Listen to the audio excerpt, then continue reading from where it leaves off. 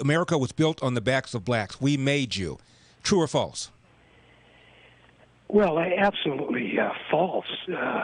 There's certainly blacks contributed to the building and development of America, but America wasn't built on the backs of blacks. In fact, black slavery, which I'm sure she's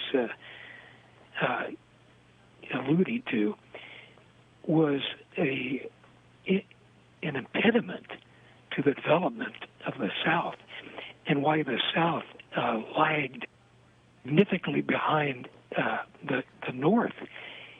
And so instead of building America, actually the progress of the American South. Mm-hmm.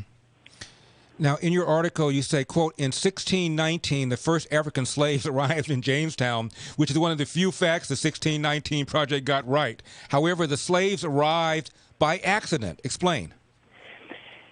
Well, that's right. I mean, the 1619 Project posits some kind of grand design to enslave Africans in America. And it all started by sheer accident.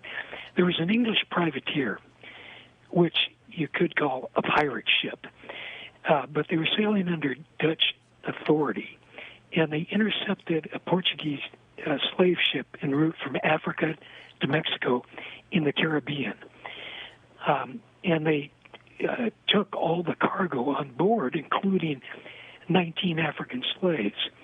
Now, they knew they couldn't sell those at a Caribbean port, and so instead they sailed up to this brand new English settlement in Virginia, known as Jamestown, and thought maybe we can unload the cargo there.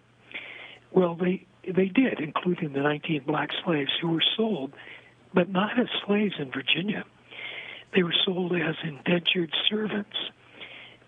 And they were just a small minority of indentured servants there. Most of them were white. And so, but that did occur in 1619. However, it started no trend. There was not a great rush to bring Africans as slaves into the colonies, because there were plenty, I mean thousands upon thousands of whites, potential white colonists, willing to indenture themselves to be transported to the New World, in this case to Virginia. And that was certainly no white privilege. In 1607, Jamestown was founded. By 1624, about 7,500 whites had been transferred to the colony Jamestown, and only about 1,300 of those remained alive. So we talk about the COVID now taking 0.2% of people. Well, think about that in Jamestown.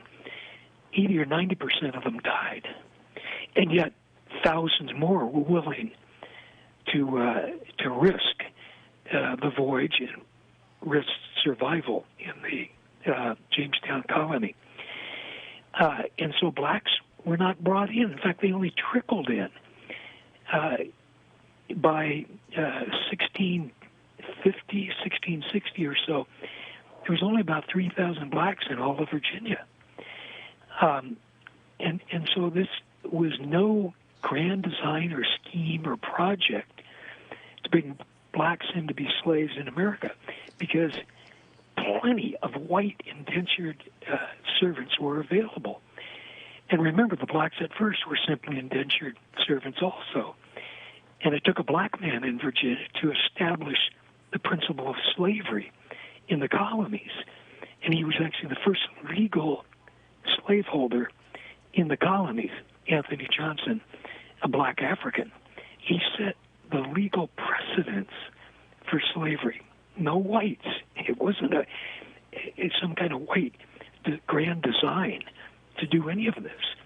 And it came back accidentally, principally because of malaria. malaria took a wait a second, Professor. Let's step back again. So Anthony Johnson was a black African who was sold as an indentured servant. He worked and got his freedom and ended up owning a black indentured servant who argued that he needed to be free. And Johnson said, no, you're not an indentured servant, you're a slave. And Johnson essentially took him to court, meaning the Crown Court run by the Brits. And the Brits ruled that Johnson was indeed the proper owner of this man, and that so therefore Johnson, a black man, became the first legal slave owner of another black slave.